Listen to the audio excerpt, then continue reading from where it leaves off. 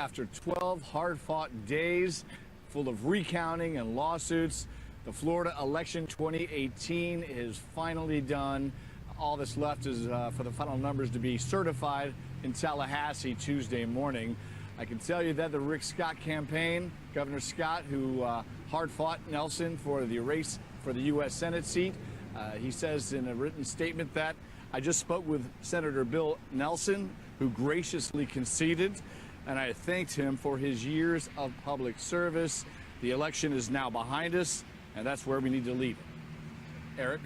Yeah, Nelson's 76 years old. As I said, he served 3 terms now in the Senate. I mean, look, he's been in office for 46 years, first elected in 1972.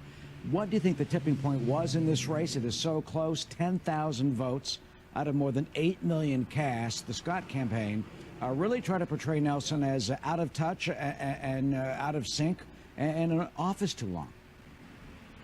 And the Scott campaign and Scott himself also repeatedly used the word confused, saying Senator Nelson is confused. It was a tight race, a lot of money spent. The governor alone spent about $60 million of his own money, and the state's, of course, been flooded with TV campaign spots. This was also a big call by Scott to Nelson during the race that, you know, he also hit this career politician, kept going with that, saying 3 terms is enough, it's time to move on. And that's what Governor Scott says he actually did graciously back to Senator Nelson, was thanking him for all of his years of public service. Eric? Yeah, Scott was term limited as governor. What does this mean for the state, Phil? Now that has 2 Republican senators, as we pointed out, in about a century. As we look forward to 2020, that Florida really, in a sense, is tipped more red. Yeah, Florida is a Republican state at this point, all the way across the top. In every statewide race, except for Nelson over the years, there have been Republicans in every position. The governor's mansion up in Tallahassee, Republicans control both chambers of the Capitol up there in Tallahassee. Senator Nelson was the only Democrat on the statewide ticket that kept being reelected. Well, that is over. Now we'll have 2 U.S. senators from Florida, both Republican. We'll have a new governor in Florida, also Republican. And keep in mind, the state is very friendly to President Donald Trump.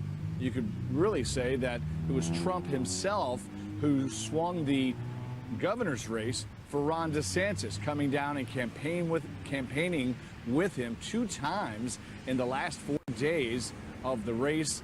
And there had been a longtime Republican that was running for the governor's seat. That was Adam Putnam, the current commissioner of agriculture. Everybody in Florida on the inside thought for sure he is going to be the heir apparent in that race, but DeSantis trumped him in the primary, and Tuesday night, DeSantis beat him again. Back to you. All right, we'll wait for the concession speech, which we expect momentarily, and we'll bring it to you live, of course, when we get that. Phil, thank you so much. Listen to Senator Bill Nelson. The fight on and on for the inalienable human rights that are the soul and glory of the American experiment. Civil rights, women's rights, LGBT rights, and the sacred right to vote. We must end all forms of voter suppression, make it easier for Americans to vote, and honor the ideal that we are governed by the majority and not the minority rule. There are great decisions ahead that will shape the course and character of America in the 21st century. And yes, I will continue to fight hard for what's right, and I will also encourage others to seek common ground with their colleagues on the other side of the aisle. Inevitably at times, that effort will fall short, but we have to try.